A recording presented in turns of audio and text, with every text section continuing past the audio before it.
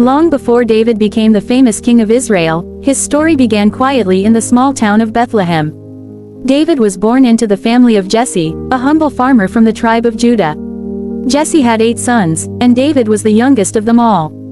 His older brothers were strong, experienced men who worked hard and were known in their community. But David, being the youngest, often stayed behind while his brothers went out to fight battles or tend the larger flocks. From his earliest days, David had a heart full of music and faith.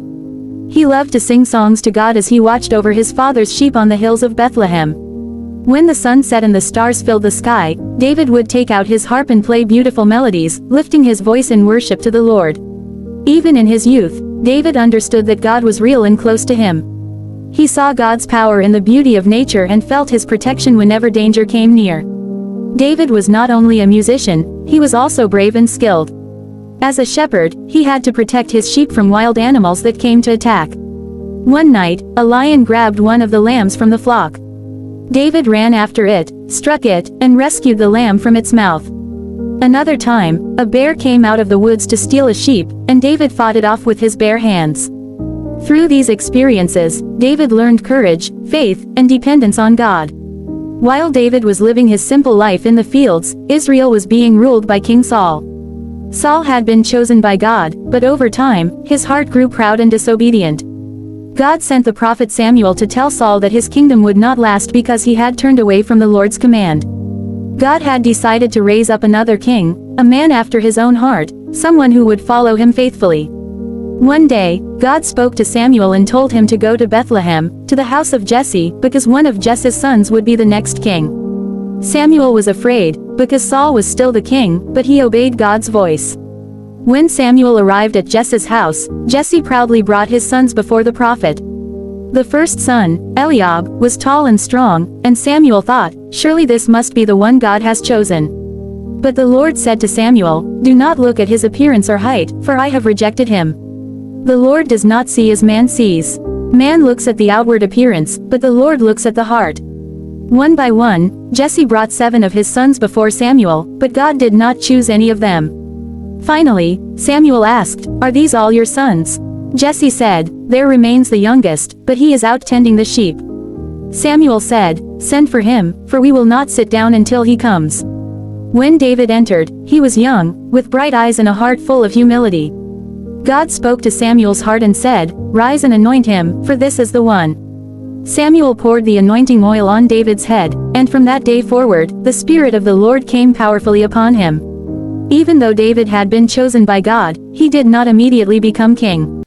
He returned to the fields and continued his daily work, playing music and tending sheep. But now, he carried a secret calling from God. His anointing did not change his humility, instead, it deepened his faith.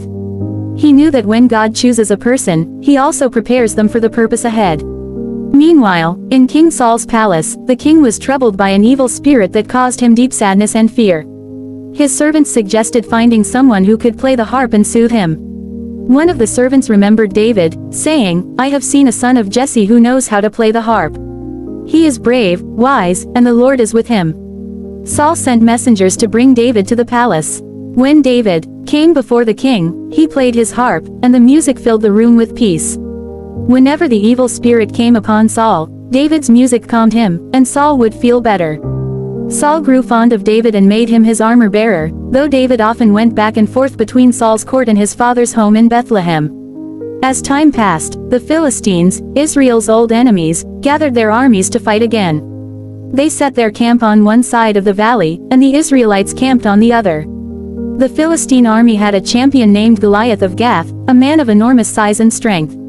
Goliath was more than 9 feet tall, his armor weighed over 100 pounds, and his spear was like a weaver's beam. Every day, for 40 days, Goliath came forward and shouted, why do you come out to line up for battle?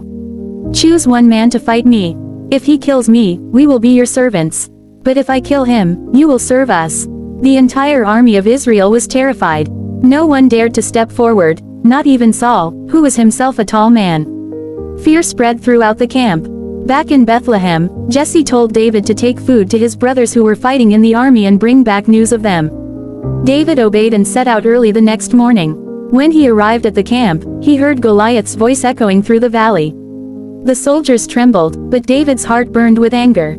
He asked the men around him, "What will be done for the man who kills this Philistine and removes this disgrace from Israel? Who is this man that he should defy the armies of the living God?" When David's oldest brother, Eliab, heard him talking, he became angry and said, "Why have you come here? And with whom have you left those few sheep in the wilderness? I know your pride and deceit, you just came to watch the battle." But David replied calmly, "What have I done now? Is there not a cause?" Word soon reached King Saul that a young man was asking to face Goliath. Saul called David before him and looked at him with surprise. "You are only a boy," Saul said. "This man has been a warrior since his youth." But David said, "Your servant has been keeping his father's sheep. When a lion or a bear came and carried off a sheep, I went after it, struck it, and rescued the sheep from its mouth. When it turned on me, I seized it by its hair, struck it, and killed it. The Lord who delivered me from the paw of the lion and the bear will deliver me from this Philistine." Saul had no other volunteer, so he agreed and said, "Go, and may the Lord be with you." He offered David his own armor, but when David tried it on, he could barely move. "I cannot go in these," he said, and took them off. He picked up his shepherd's staff, chose 5 smooth stones from the brook, placed them in his bag, and with his sling in hand, walked out to face the giant. When Goliath saw David coming, he laughed. "Am I a dog, that you come to me with sticks?" He shouted, "Come here, and I will feed your flesh to the birds and beasts." But David stood firm and said, "You come to me with sword, spear, and javelin, but I come to you in the name of the Lord Almighty, the God of Israel, whom you have defied. Today the Lord will deliver you into my hand, and I will strike you down. Then the whole world will know that there is a God in Israel." As Goliath moved closer, David ran toward him. He reached into his bag, took out a stone, and slung it with all his strength. The stone flew through the air and struck Goliath squarely in the forehead. The giant fell face down on the ground with a mighty crash. The Philistines were stunned. David ran up, took Goliath's own sword, and cut off his head.